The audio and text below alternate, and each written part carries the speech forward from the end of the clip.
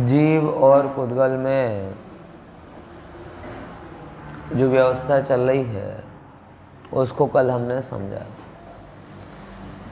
ये एक शब्द का फेर नहीं है कि निमित्त है और कर्ता है, ये दृष्टि का फेर है।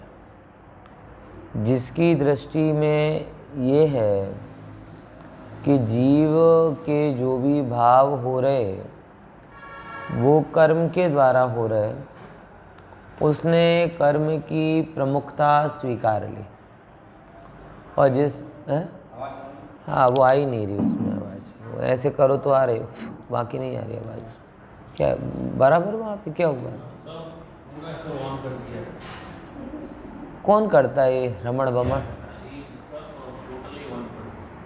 अब उसमें मत जाओ आप, ये पहला वाला है ना जहाँ पे लगा, हाँ उसको देखो और मास्टर देखो, दो चीज़ें देखने वाली होती हैं। तो अभी पहला कितने पर है? 5 पर, और मास्टर तो जो हमने कल चर्चा में लिया था कि केवल दो बातें नहीं है कि निमित्त कह दो तो शब्द बदल दिया, या निमित्त कह रहे हो तो कर्ता कह दो, नहीं, ये दोनों में मुक्ति का मार्ग छिपा।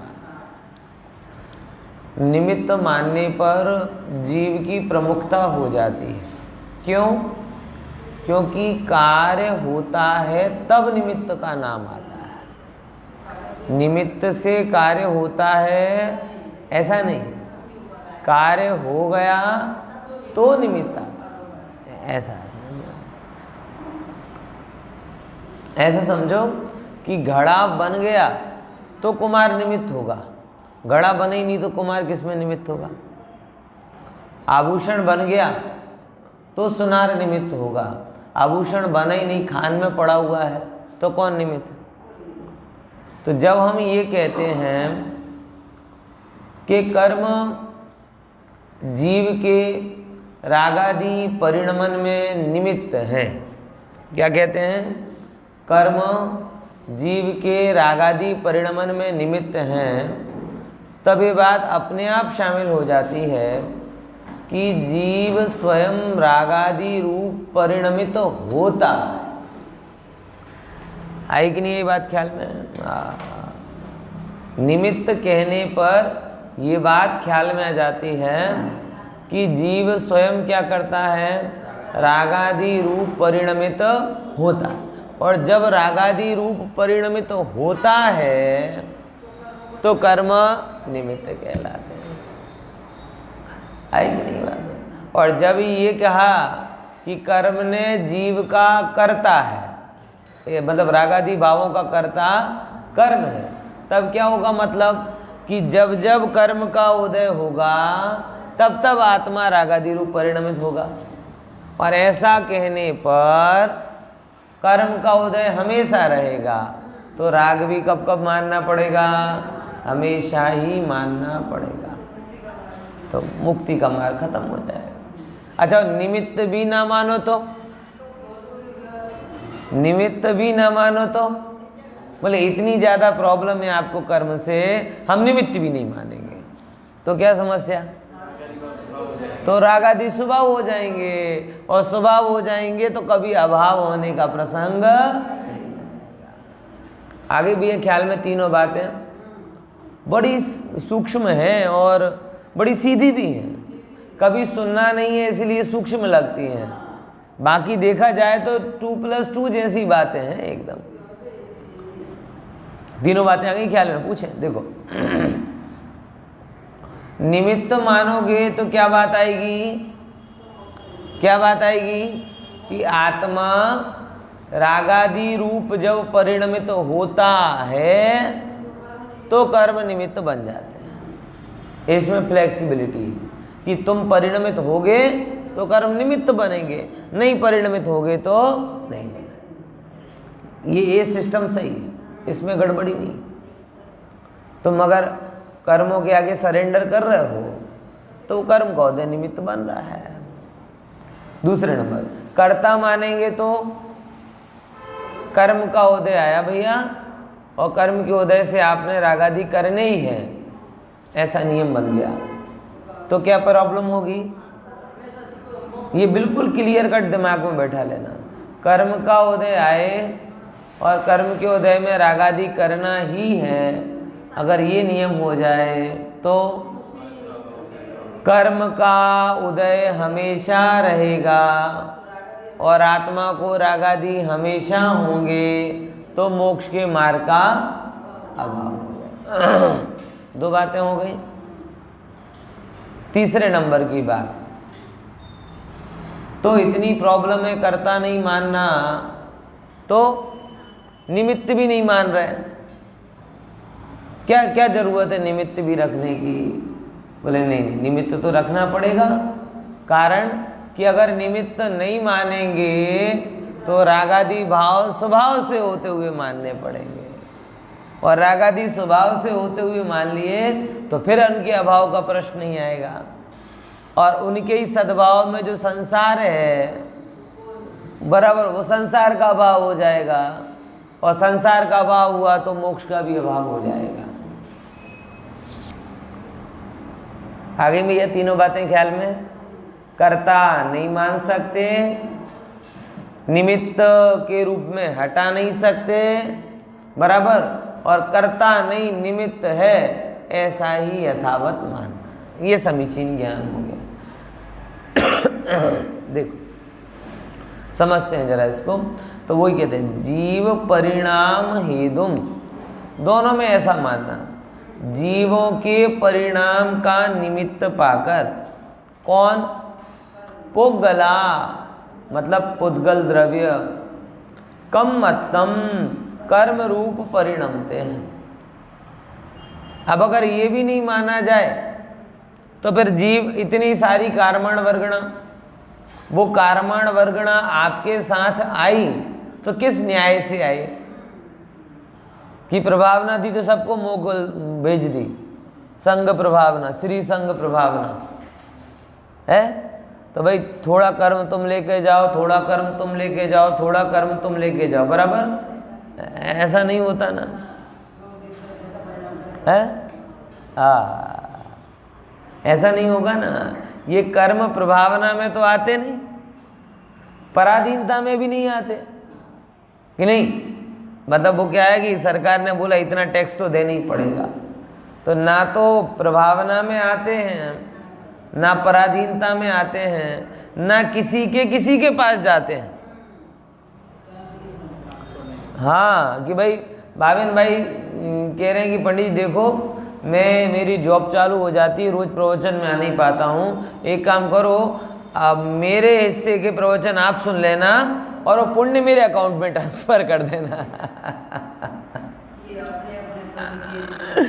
है बोलो समझ में? अथवा मैं जैसे नौकर रखता हूँ ऐसे किसी व्यक्ति को अपॉइंट करूँ कि पाप मैं करूँगा और जो भी फल आएगा वो तुम भोग। खोटी गवाही दे देते ना कोर्ट में, मैं अपने दूसरे की हत्या के आरोप में मेरे माथे पर ले लेता हूँ, दूसरे के चोरी का आरोप में मेरे ऊपर ले लेता हूँ, हैं?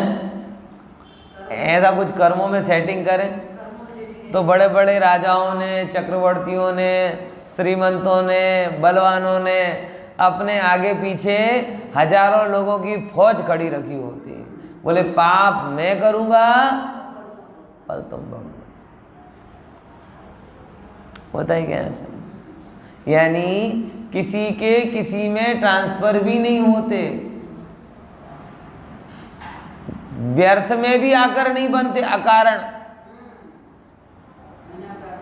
अकारण कि चलो मूड हो गया, कर्म कहता है भाई मन हुआ बहुत दिन से छुट्टा छुट्टा घूम रहा था, मजा नहीं आ रहा था, तो मुझे ये अच्छा लगा, चलो इसके साथ चिपक जाओ। अकारण भी नहीं आते।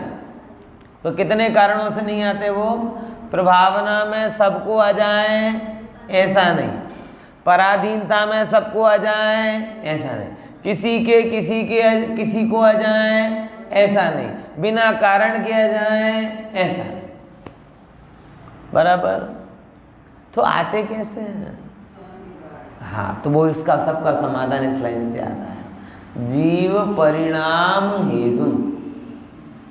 जीव परिणाम हेतुम का मतलब इतना है कि जितने भी कर्म आते हैं वह सारे कर्म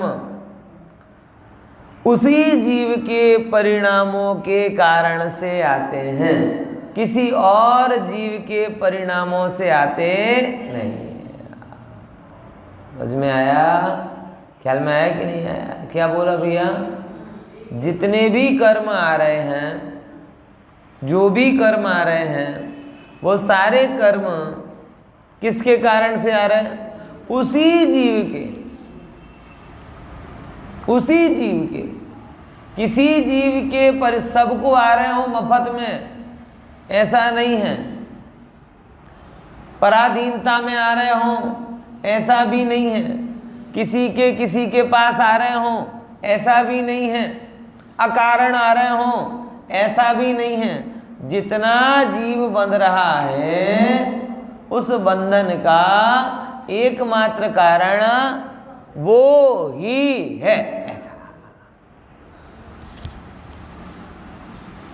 बराबर? कोई गिफ्ट नहीं कर सकता, कोई ले नहीं सकता। ये बड़ा चुस्त कर्म का नियम है। अनेकों अनेकों जगह ऐसा कहा जाता है, क्रिश्चियन में भी ऐसा कहा जाता है, बुद्धों में भी बोधिसत्व बोला जाता है, वो भी ऐसा है कि भगवान क्या करते, हमारे कर्मों के फल को स्वयं भोग लेते हैं। क्रिश्चियनों में ऐसा होगा कि जो भी क्या कहते हैं क्रिश्चियन भगवान के भक्त बनेंगे, वो उनके पाप अपने माथे ले लेंगे और फिर उनको जन्नत पहुंचा देंगे। इवन देन बौद्ध जैसे धर्म ने भी इस बात को महायान के रूप में मान लिया। बोधिसत्व अवतार जो होता है ना, उसमें यही बात आती है कि बुद्ध करुणा करके क्या करेंगे, सब जीवों के पाप अपने माथे ले लेंगे। कृष्ण भी ऐसा ही कहते हैं गीता में कि तुम बस मेरे पास आ जाओ, फिर मैं तुम्हें ले जाऊंगा, तुम्हारे सब पापों से तुम्हें मुक्ति दिला दूंगा। मतलब एक मैं ये जो इतनी लाइन कही ना, इसमें बड़ी सीधी सी बात ये है, कर्म लगभग सबने माने हैं, लेकिन सब लोग थोड़े शिथिल पड़ गए। क्या बोला? कर्म सबने माने, लेकिन सब लोग थोड़े शिथिल पड़ गए। सबने एक आध जगह कहीं ना कहीं छूट छाट ले ली कि जो उन्होंने अपने आराध्य बनाए, उन आराध्य के माथे पर ये सौंप दिया कि भाई हम भगवान के पास जा रहे हैं, और भगवान के पास जाते ही भगवान हमारे कर्मों को माफ कर देंगे या अपने माथे ले लेंगे या जो भी करना। मतलब इन शॉर्ट, तुम नहीं करोगे, तुम्हें उनका फल भोगना नहीं। ये एक जबरदस्त प्रकार की चिटफंड स्कीम है जिसमें बहुत सारे लोग झांसे में आ जाते हैं। चिटफंड समझिए, पॉन्जी स्कीम है। लोभ कि पाप करे और फल भोगने के नाम पे तो सब डरते हैं। अच्छा, ये तो सबके यहाँ बात है, सब धर्म में है ऐसा कि पाप का फल बुरा लगता है। एक वो कहावत आती है ना, पुण्य फलम इच्छन्ति पुण्यम न कुर्वन्ति जंतवा, पाप फलम नेच्छन्ति पापम कुर्वन्ति जंतवा। कि पुण्य फल सब चाहिए तो भी पुण्य नहीं करता, और पाप का फल नहीं चाहिए तो भी पाप करता। अब यानी अब इसे ये बात हो गई कि क्रिया में तो बदलना नहीं चाहता, तो कहाँ बदलना चाहता है? फल बदल जाए। अब फल भी ये है कि भी डायरेक्ट तो नहीं बदल सकता, लेकिन हायरार्की से लाग वाग लगाई जाए तो बदल सकता है। इस धूर्तता के कारण ये सारी बात खड़ी हुई कि भाई पुण्य तो पाप तो हमने किए हैं, अब फल तो भयंकर होता है, तो हमारे भगवान को हमारे लिए कुछ करना चाहिए। हमारे जैसे होता है ना अपराधी वृत्ति, पार्टियों की अपराधी गुंडे होते ना, गुंडे, वो ऊपर वाले लोग क्या कह देते हैं, तू जा बेटा मार, आग लगा, मार, हत्या कर, लूटपाट कर, केस होगा तो मैं देख लूंगा। ये वैसा नहीं लग रहा आपको? सेम ही हो रहा है। और ऐसे होने पर धर्मी बढ़ेंगे कि लुटेरे बढ़ेंगे, चोर बढ़ेंगे, हत्यारे बढ़ेंगे? हाँ, सब धर्मों ने, मतलब ये जो मैंने अभी आपको दाखला बताया, क्रिश्चियन ने भी ऐसा ही कहा कि भाई भगवान आएंगे और अपने भक्तों के पाप अपने माथे ले लेंगे। गीता में भी ये लिखा, सर्वधर्म परित्यज्य माम एकम शरणम व्रजा अहम त्वम सर्व पापान मुक्ताम न सूच्यसि, कि मैं तुम्हें सब पापों से मुक्त कर दूंगा। महासत्व बोधिसत्व में भी, महायान में भी ये बात आ गई। उनने भी यही कहा कि पापों के फल को ले लेंगे। जैन धर्म कहता नहीं साहब, ऐसी कोई व्यवस्था नहीं। इसीलिए हमने कभी लोभ दिखाकर लोगों को आकर्षित नहीं किया। क्या बोला?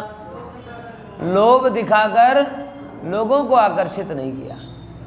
और इन लोगों ने सत्य को गौण करके लोभ दिखाया, ये बताया कि तुम मई शरण में आओ, शरण में आओगे तो हम तुम्हें पापों से मुक्त कर दें। तो कर्म फल और कर्म, इन दोनों के बीच में बिल्कुल स्पष्ट अंतर है कि जीव अपने परिणामों से क्या करता है? कर्म बांधता है और अपने परिणामों का ही फल भोगता है। श्रीमद् ने इसीलिए जीव है, नित्य है, और तीसरे और चौथे को पद कौन से कहे? करता है और भोगता है। ये करता है और भोगता में संसार की सिद्धि की, जीव है और नित्य है ऐसे में जीव की सिद्धि की, करता है भोक्ता में संसार की सिद्धि की, और मोक्ष और मोक्ष मार्ग है इसमें मोक्ष की सिद्धि की। तीन चीजों की सिद्धि की उन्होंने 6 पद में। हाँ, ख्याल में आया? समझे कि नहीं समझे? तो भाई इसीलिए अपने यहाँ पर, अपने यहाँ कहीं पर भी कोई व्यवस्था नहीं है कि आप कर्म करो और फल दूसरा भोग ले, क्योंकि वो जो आपने बांधे हैं वो आप ही भोगोगे। वो आपके पास न्याय से ही आए हैं, अन्याय से।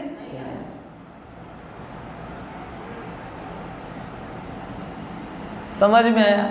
जैसे गवर्नमेंट बार बार फोन कर करके कहती है कि जल्दी रकम डबल करने के चक्कर में, धूर्त और मक्कारों के चक्कर में मत पड़ो, बोलती ना बार बार कहती है कि भाई हम डबल कर देंगे, हम 4 महीने में डबल कर देंगे, हम 10 महीने में डबल कर देंगे। ऐसे डबल होता तो सब अवजपति हो गए होते। बार कहती है कि भाई जो जिस तरीके से होता है वैसे ही होता है, तुम फ्रॉड लोगों के चक्कर में। ऐसे ही यहाँ कह रहे हैं कि भाई जो जिस तरीके से होते हैं वैसे ही होते हैं, तुम फ्रॉड लोगों के चक्कर में मत पड़ो कि पूजा पंडित करे और कर्म तुम्हारे क्षय हो जाए, तब शरीर करे और कर्म आत्मा के क्षय हो जाए।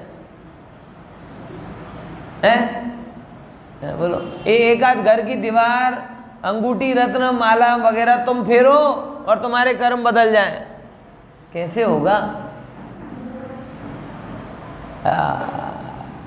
इसीलिए कह रहे कि जो आए हैं वो तुम्हारे परिणाम के कारण आए हैं, तुम उनके कर्ता बने हो, निमित्त से, निमित्त कर्ता।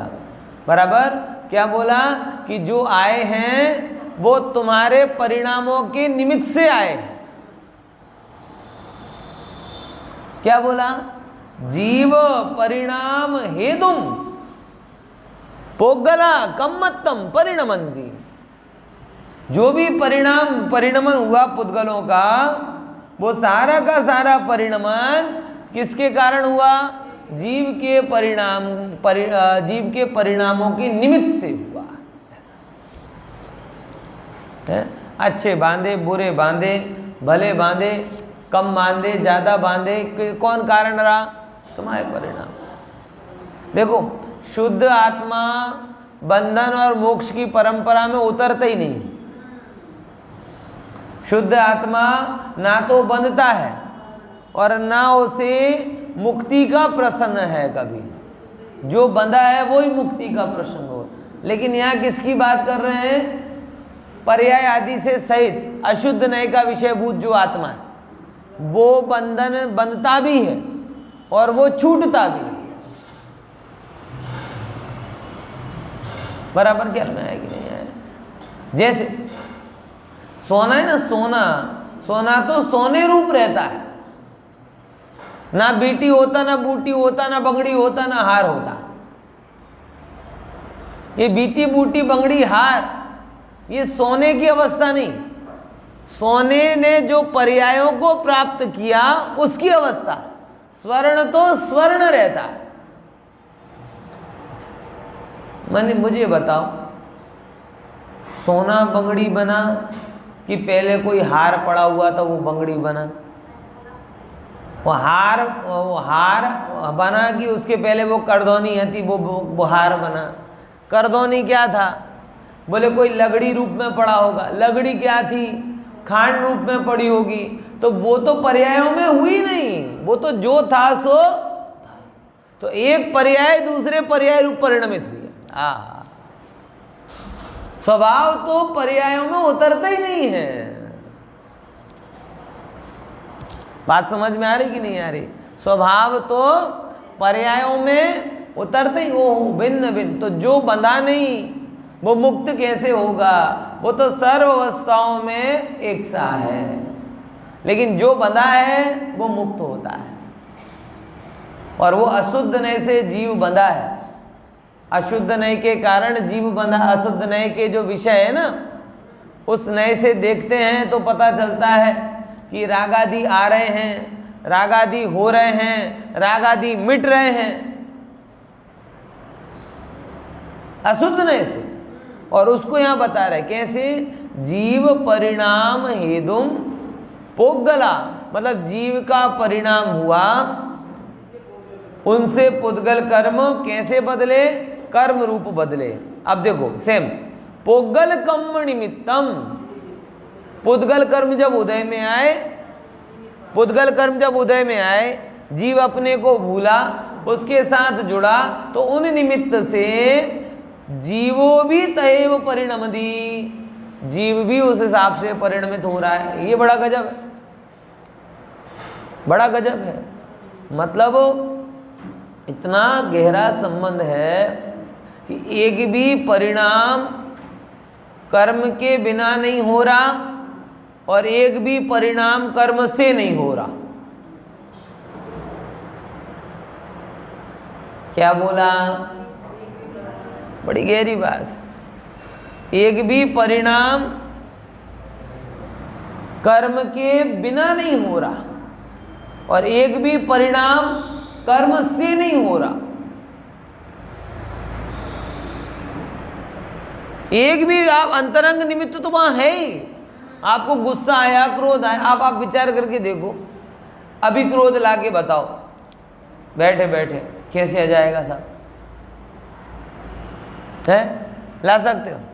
अभी विकार लाके बताओ कैसे आ जाएगा? जब तक उसके अंतरंग का निमित्त कारण उस कर्म का उदय नहीं आएगा तब तक आपका विकार नहीं होगा। और जब उदय निमित्त आ जाएगा तो विकार हो, कोई कारण ना हो तो भी। तो एक भी परिणाम कर्म के निमित्त के बिना नहीं हो रहा और एक भी परिणाम कर्म से, क्योंकि कर्म से होगा ये मान लें तो फिर जब जब परिणाम, जब जब कर्म तब तब परिणाम, जब जब कर्म तब तब परिणाम, तो फिर मोक्ष कैसे होगा?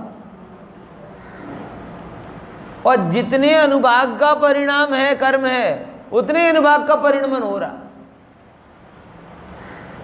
ऐसे समझो,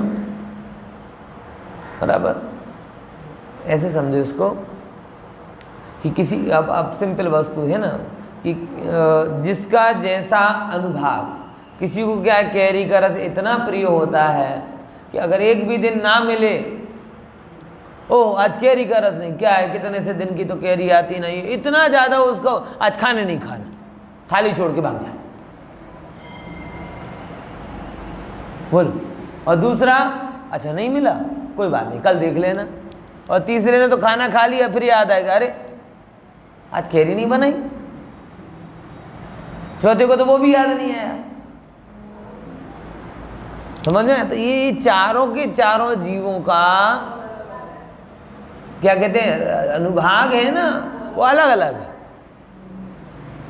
एक को कैरी के प्रति अति राग है, एक को उससे कम राग है, एक को और कम राग है, और एक को और कम राग है। जिसको जितना राग उतने तीव्र उदय का उसको कर्म चल रहा है, और इसके कारण वो सारी तोड़फोड़ मचा रहा है।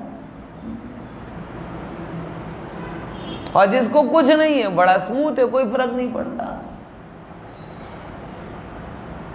बराबर ख्याल में आया कि नहीं है?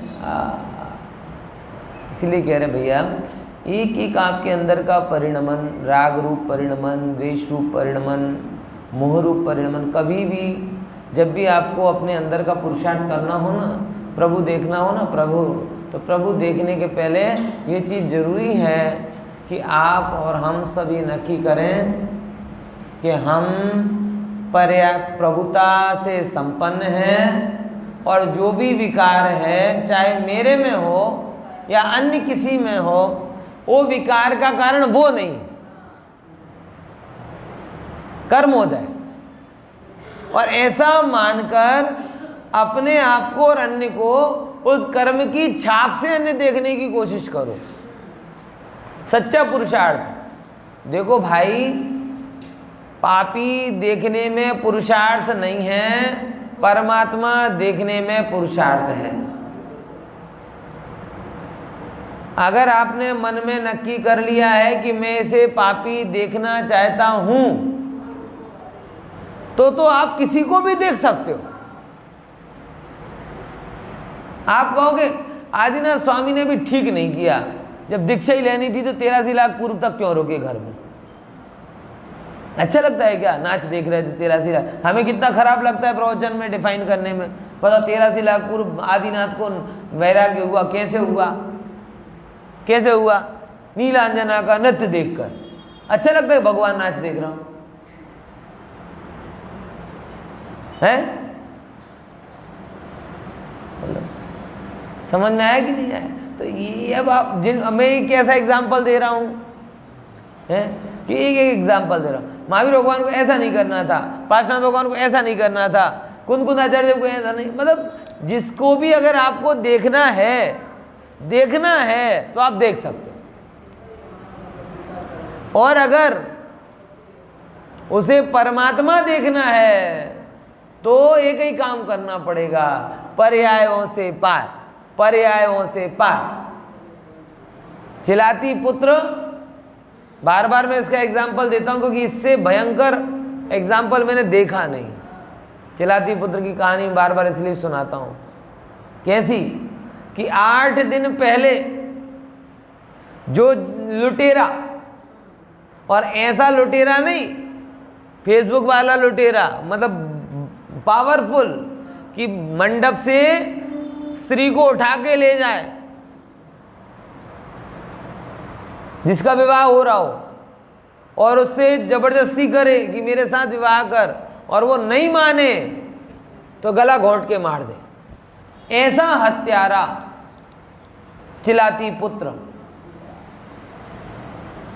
भागता है पुलिस से बचकर, पहुंचता मुनिराज के पास है।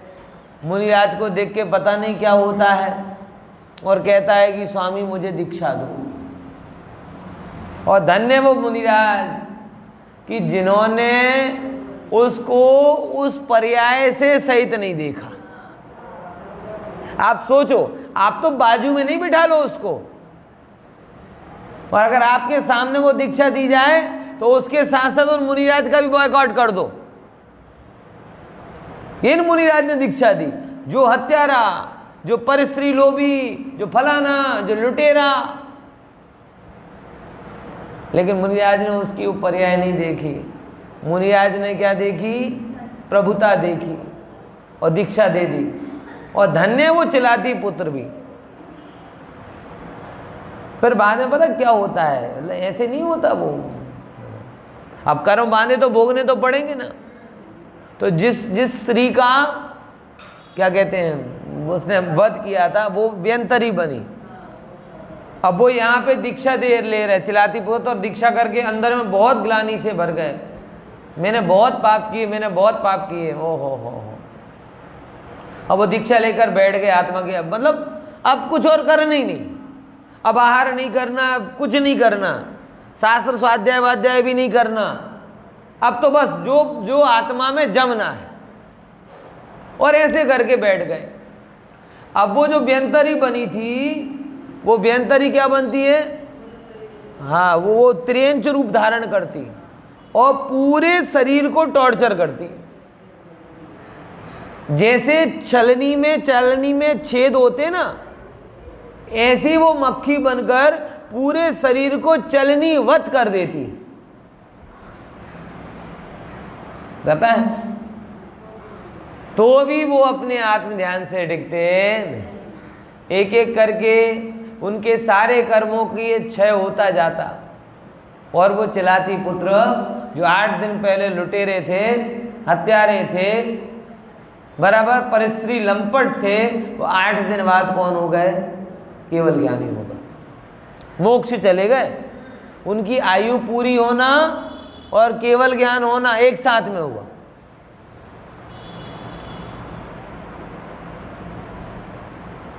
अब बताओ क्या किया पर्यायों ने। पूर्व की पर्याय देखो तो महामलिन, और 8 दिन बाद की पर्याय देखो तो महानिर्मल। अपन तो दोनों में ही नहीं।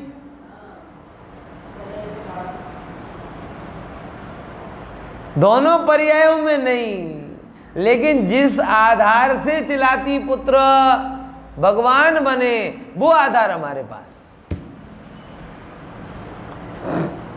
ये जैन धर्म है भाई साहब। पामर देखने में पुरुषार्थ नहीं, पापी देखने में पुरुषार्थ नहीं, परमात्मा देखने में पुरुषार्थ है। छिद्रान्वेषण के लिए आपको ट्रेनिंग करने की जरूरत नहीं पड़ती। अनादि के मोह के कारण अपने आप ही नजर पापों पे और विकारों पे और अपूर्णता पे जल्दी जाती कि नहीं जाती? समझ में आया कि नहीं? व्यक्ति पूरे कपड़े अच्छे पहने हो, सॉक्स में जरा सा होल हो, अब किसको दिख रहा है? सॉक्स है ना, जूते पहने तो किसी को नहीं दिख रहा, लेकिन उसके दिमाग में है क्या? जूते मोजे में क्या है? वो अंदर में बार बार ध्यान किस पे जा रहा? और दूसरा व्यक्ति भी देखे, लो इतने अच्छे कपड़े पहने, ये होल वाला, अरे तो इतने अच्छे कपड़े पहने वो ही देखना, और जो चीज छिपी हुई रहती है उसे उगाड़ने की जरूरत क्या है? वृत्ति ऐसी है। 50 गुण दिखाई नहीं देते, एक अवगुण दिखाई दे देता है। ये आपको बड़ा पुरुषार्थ लगता है, होशियारी लगती है, ये महामोह है।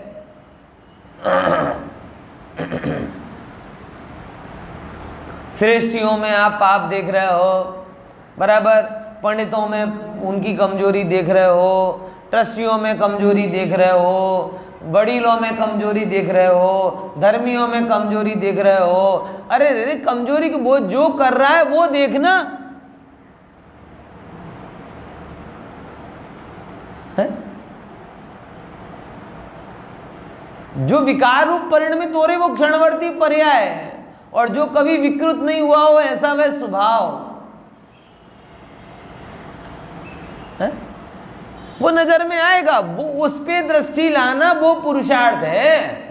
दोष देखना वो तो चतुराई है, 4 गति का कारण है, कपट है।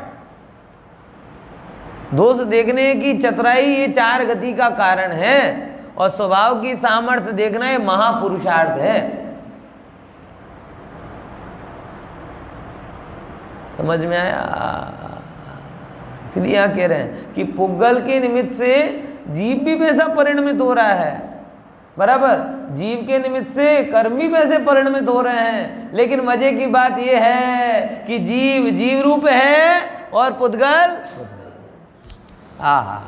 तो एक दूसरे के निमित्त नैमित्तिक संबंध देखकर पर्यायों को मुख्य करना व्यवहार, और सब अपने अपने में हैं ये जानकर स्वभाव को मुख्य करना वो परमार्थ है। हाँ, क्या मारा कि नहीं आ रहा कि कहाँ दृष्टि जल्दी जाती है अपनी, बताओ। हाँ, अनादि की कुटे हुए है ना, कुटे हुए है। सब अच्छी चीज़ों पे नज़र नहीं जाएगी, बराबर खराब जगहों पर ज़्यादा नज़र जाएगी। ये घर है ना, पूरी जगह अच्छा होगा, एक जगह से कलर निकल रहा होगा ना, नज़र कहाँ पहले जाएगी? ત્યાંથી પોપડું પડે છે, પોપડું નહીં પડે તારી દ્રષ્ટિ ત્યાં કેમ પડે છે? પોપડું પડ્યું એ એનો ધર્મ, પણ તમારી દ્રષ્ટિ ત્યાં પડી એ તમારી નબળાઈ है। हर जगह आप सोचो, उम्र होती है, बराबर। अब आप ये देखते हो कि चेहरा ऐसा हो गया, बाल ऐसे हो गए, अरे ये क्यों देखते हो? ये देखो ना, स्वस्थ हूँ, बढ़िया हूँ, अच्छा हूँ, मंदिर जा रहा हूँ, आ रहा हूँ, कितना अच्छी बात है। ये नहीं है, ये नहीं देखने की बहुत कुटेव हो गई है, और इसके कारण दुखी रहते हो। समझ में आया? ख्याल में आया कि नहीं आया? इसीलिए जीवन में अगर आपको व्यवहार में भी जीना हो तो सकारात्मकता के साथ में जियो। परमार्थ में तो सकारात्मकता है ही नहीं, स्वीकारात्मकता है। क्या बोला? ये बड़ी गहरा सिद्धांत है। परमार्थ में तो सकारात्मकता नहीं है, स्वीकारात्मकता है कि जे छे ए छे, દ્રવ્ય જેવો છે એવો છે, પર્યાય જેવી છે એવી છે। કયો ભાવ? स्वीकारात्मक। परमार्थ में सकारात्मकता नहीं, परमार्थ में क्या है? स्वीकारात्मकता है। लेकिन व्यवहार में भी जियो तो भी दृष्टि किस पर रखो? सकारात्मक। जे छे पर्याप्त, जे छे पर्याप्त छे, जे नथी एमां शुं चर्चा करवानी? આપણી તો આદત જ કુટેવ જ પડી છે। બે લોકો સામે હોય, ચર્ચા કોની થાય? બેને કે ત્રીજાની? જે નથી એની ચર્ચા થાય, જે સામે છે चर्चा થતી નથી। क्योंकि हम में इतना साहस ही नहीं रहा कि सामने वाले से सब कह सकें। इतने कायर हम हो गए कि कहने की हिम्मत पीठ पीछे ही होती।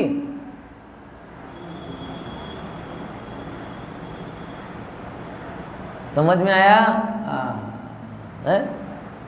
ये हमारे जो नहीं है उस पर ही दृष्टि जाती, जो है वो अलग ही होता। समझे?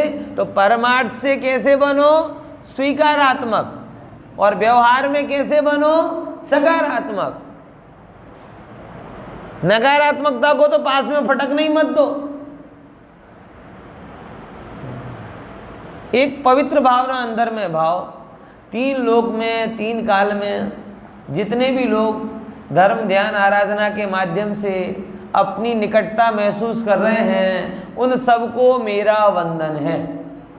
जो कुछ भी कर रहे हैं, छोड़ो, ये क्यों कर रहा है, वो क्यों कर रहा है, ये ग्रंथ क्यों पढ़ रहा है, वो ग्रंथ क्यों पढ़ रहा है, ये कैसे बोल रहा है, वो कैसे बोल रहा है, ये क्या कर रहा है, वो क्या कर रहा है, छोड़ो छोड़ो। तुम बस सिंपल सा ध्यान रखो। कौन सी बात?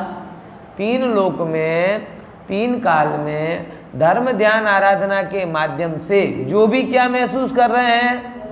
अपनी निकटता महसूस कर रहे हैं, वो सब वंदनीय, वो अच्छे हैं, बढ़िया। मेरे एंगल से क्यों नहीं कर रहे?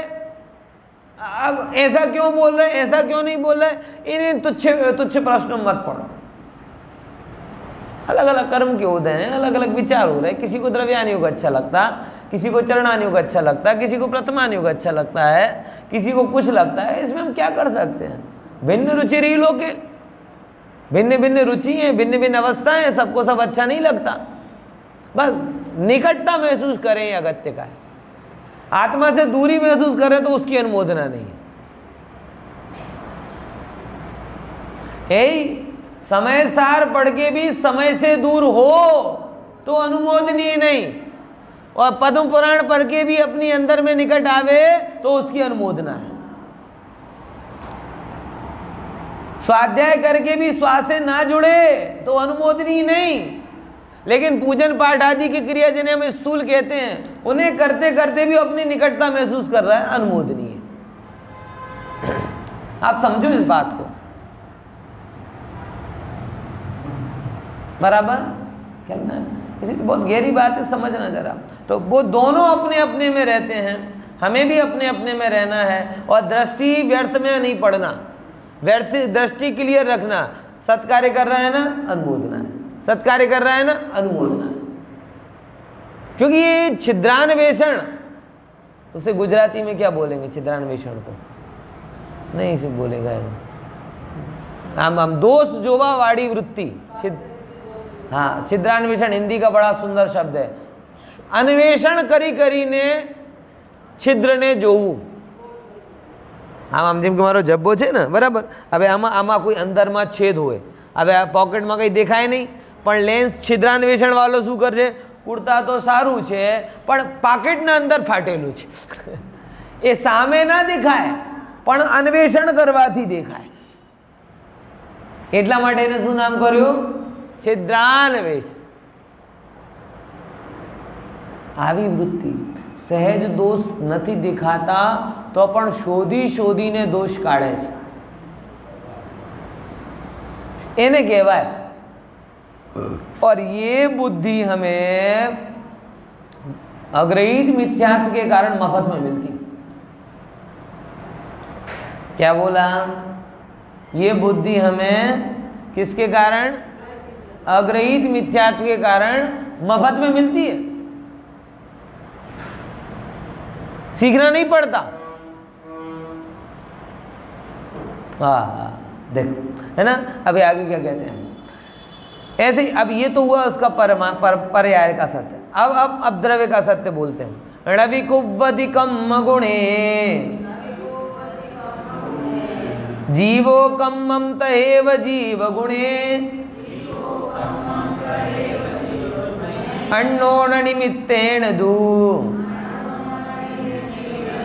परिणाम जान दोणम्पी। देखो अर्थ करते हैं सीधा। ये एक आपको कल के खोजने के लिए, कल आप थोड़ा विचार किया हो ना इसके लिए। णवी कुव्वधि कम्म गुणे जीवो कम्मम तहेव जीव गुणे। कम्म गुणे जीवो णवी कुव्वधि। जीव कर्मों ने गुण रूप करतो નથી, બરાબર। એટલે જીવ કર્મોમાં વિશેષતા નાખતો નથી। હા, અને જીવો કમ્મમ તહેવ જીવ ગુણે, અને વાયસો વર્ષા, कि जीव कर्मમાં વિશેષતા કરતો નથી અને કર્મ जीवમાં વિશેષતા કરતા નથી। तो પછી सब कर्मोदय कैसे होगा? है बोलो, सब कर्मोदय के अधीन होगा क्या? जीव कर्म में कुछ नहीं करता, कर्म जीव में कुछ नहीं करता। णवी कुव्वधि कम्म गुणो जीवो अने कम्मम तहेव जीव गुणो, कि कर्म जीव कर्म को गुणित रूप से नहीं परिणमाते, ऐसे जीव भी कर्म को नहीं परिणमाता।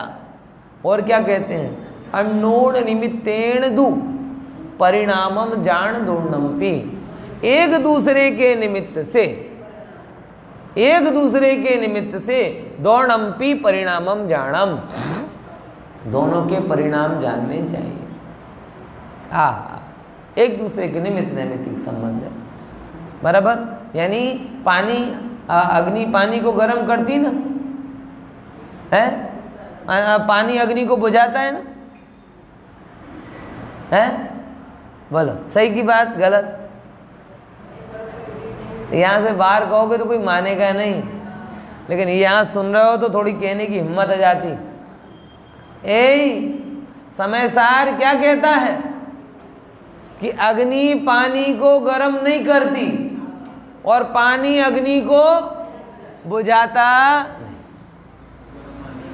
हाँ, अगर अग्नि पानी को गर्म करे